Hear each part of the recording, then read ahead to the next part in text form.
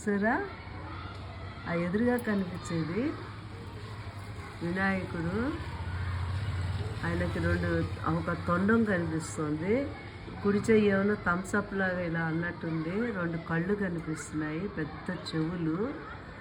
ఎడం చెయ్యి ఏమైనా ఇలా ముందుకి వంగి లడ్డు పట్టుకున్నట్టుగా ఉంటుంది కదా, తింటున్నట్టుగా, అలా చెయ్యి పట్టుకున్నట్టుంది. పక్కనే వినాయకుడు పక్కనే లెఫ్ట్ సైడ్ ఏమో ఎలుక. ఆ ఎలుక మూతికి పువ్వుల్లాగా భలే ఉన్నాయి.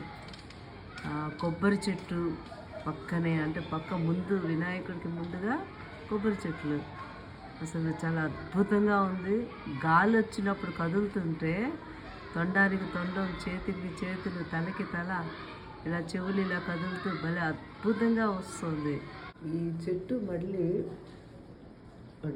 మధ్యాహ్నం పూట వినాయకుడిలా కనిపిస్తుంది. పొద్దున పూట దండం పెడుతున్నట్టుగా ఉంటుంది.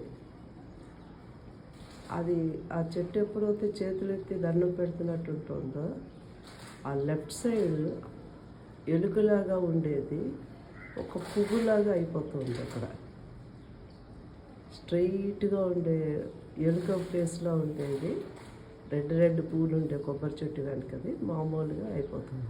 చెట్టు చూసారా, నిన్న సాయంత్రం ఒక రకం, నిన్న మధ్య రకం, పొద్దున్నే ఒక రకంగా ఉంది. ఇప్పుడేమో 2 చేతులు, ఒకటి పైకి రైట్ సైడ్ పైకి, లెఫ్ట్ సైడ్ కిందకున్నట్టుగా ఆంజనేయ స్వామి ఆకారంలో ఫేస్ అంతా.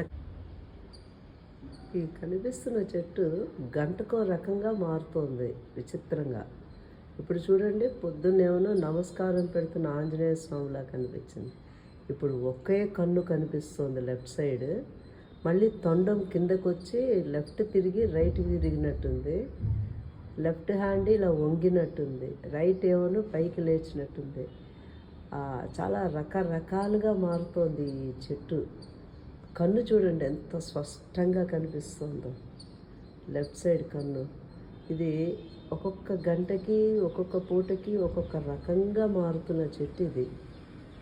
కానీ అన్నీ దైవస్వరూపమైన ఆకారాలే వస్తున్నాయి, చక్కగా బాగుంది కనిపిస్తుంది. చూసారా, ఆ పక్క నుండే ఎలుకలాగా ఉండేది వినాయకుడి దగ్గరది ఇక్కడికి మారిపోయింది. ఎంత క్లియర్ కనిపిస్తుంది చూడండి, చేతుల ఆకారమే మారిపోయింది. అంటే ఎండ వస్తున్నప్పుడల్లా ఆకు కొమ్మలు షేపులు మారుతున్నాయి. ఇది ఈ చెట్టు రహస్యము. కానీ గంటకొక ఆకారంగా మాకు కనిపిస్తూ ఎదురుగా ఆశ్చర్యంగా, ఆనందంగా అనిపిస్తుంది. మీకు ఎలా అనిపిస్తుందో కూడా మీరు చెప్పాలి.